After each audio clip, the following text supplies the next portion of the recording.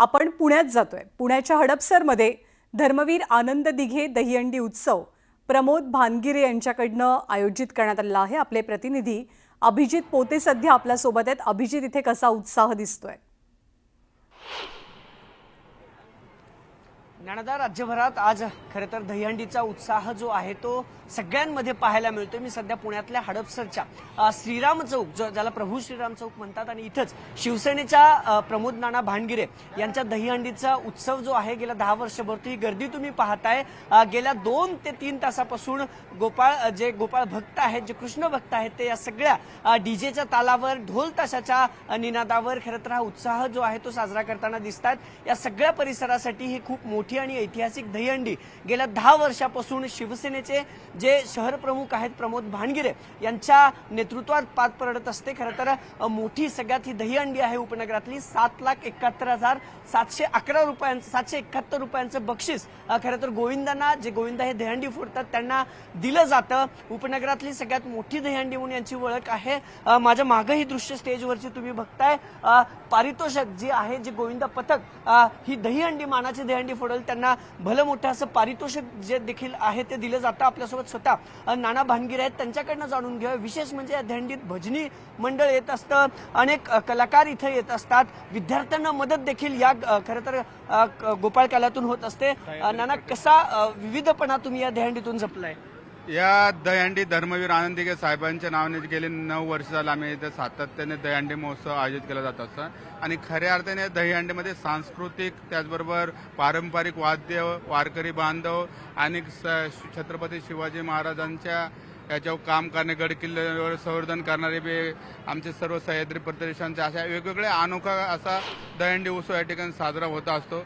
प्रचंड बहुसंख्येने आज बघितलं असं गोपाळ भक्त या ठिकाणी आलेले आहे। भक्तमय वातावरणामध्ये आनंद उत्साहाने आज सर्व गोपाळ भक्त या ठिकाणी आनंद लुटत आहे। मी सर्व गोपाळ भक्तांचा या ठिकाणी मनापासून आभार मानतो आणि खऱ्या अर्थाने आलेल्या प्रत्येक गोपाळ भक्तांना आपली संस्कृती समजली पाहिजे, पारंपरिक संस्कृती समजली पाहिजे, ह्या हेतूने आमचा हे दहीहंडी उत्सव असतो।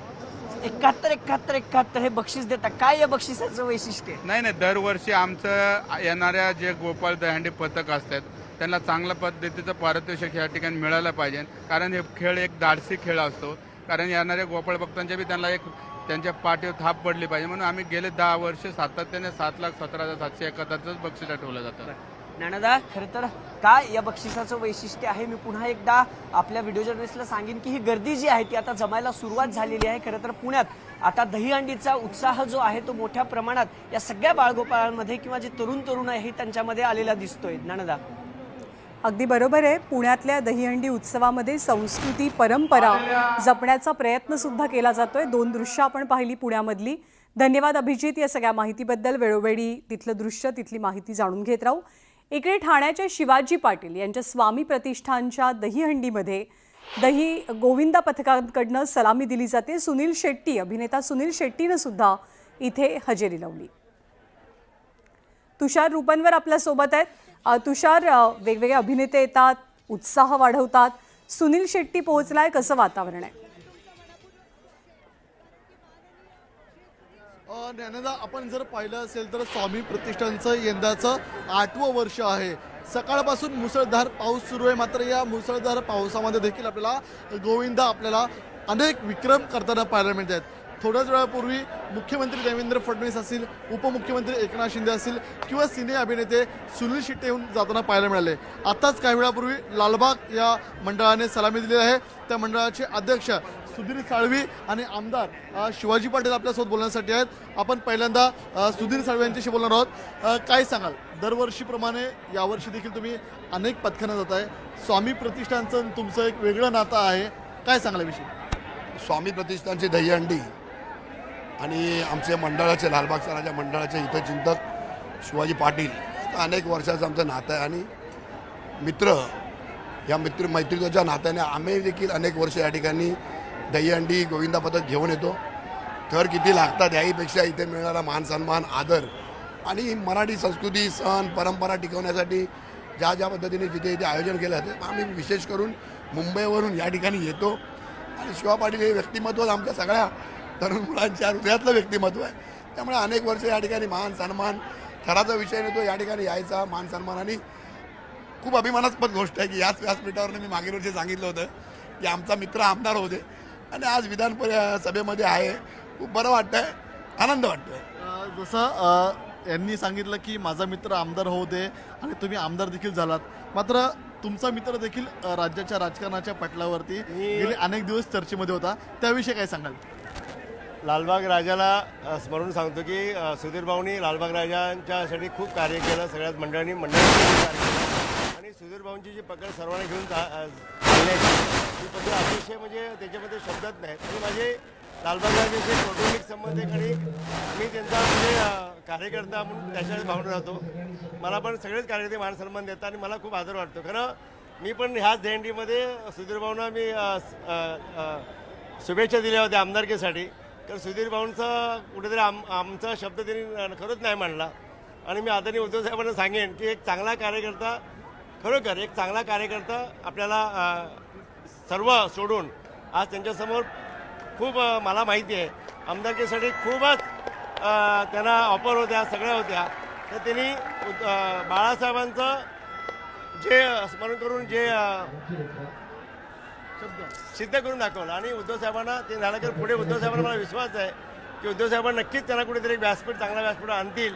एवढी आशा बाळगुण्याने लवकरच आम्हाला सुधीरभाऊ आमदार झाला दिसेल. मग विधानपरिषद असो किंवा विधानसभा असो, जशी उद्धव साहेबांना जशी आम्ही विनंती करतो आणि आग्रह करतो की आम्हाला सुधीरभाऊ विधानसभा आमच्यासोबत पाहिजे, हीच आमची लालबाग राजाचरणी प्रार्थना करतो. लालबागच्या राजाचरणी तुमचे मित्र प्रार्थना करतायत, उद्धवजींसाठी शब्द देखील टाकताय. काय सांगाल? गेली अनेक वर्ष लालबागची तुम्ही सेवा करताय, एक प्रकारे तुमची तपश्चर्याच आहे. मी एक समाजकारणातील निष्ठावंत शिवसैनिक आहे, त्यामुळे माझ्या निष्ठा शिवसेनेच्या चरणी आहे आणि हे समाजकारण करत राहायचं. कुठलंही पद असो अथवा नसो, शिवसैनिक हे पद माझ्यासाठी खूप मोठं आहे. हेच व्यासपीठ आहे. या व्यासपीठावरून देवेंद्र फडणवीस यांनी सांगितलं होतं की शिवाजी पाटील हे आमदार झाले पाहिजेत. तुम्ही म्हटलं होतात की पुढच्या टर्मला शिवाजी पाटील हे आमदार झाले पाहिजेत. आज तुमच्या मित्राने देवाकडे गारणं गायलंय. देव नेमकं कितपत ऐकतो, कितपत गारणं पूर्ण करतोय, याकडे सर्वांचं लक्ष लागलेलं आहे. मात्र ज्ञानदा, आपण जर पाहिलं असेल तर दोन जिगरी मित्र एकमेकांसाठी देवाकडे साकडं घालतायत. मात्र हेच व्यासपीठ आहे. या व्यासपीठावरून अनेक वेळा आपल्याला अनेक दहीहंडीचे विक्रम होताना पाहायला मिळाले. मात्र पुढच्या टर्मला या ठिकाणी सुधीर साळवी आमदार होणार का, याकडे देखील सर्वांचं लक्ष लागलेलं आहे. ज्ञानदा, बरोबर आहे. त्यामुळे दहीहंडी उत्सव हा केवळ एक सण समारंभापुरता मर्यादित नाही, तर राजकीय शक्ती प्रदर्शन सुद्धा या निमित्तानं केलं जातं. याच दहीहंडीमध्ये काही वेळापूर्वी सुनील शेट्टी यांनी सुद्धा हजेरी लावली होती. जन्माष्टमीच्या तुम्हाला शुभेच्छा.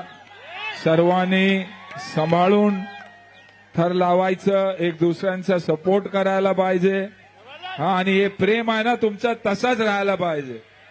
आपण फिट राहिलं तर वर्षानुवर्ष आपण 6, 7, 8, 9, 10 थराचं पण झालं तिकडे. हा, वर्ल्ड रेकॉर्ड झालेलं आहे.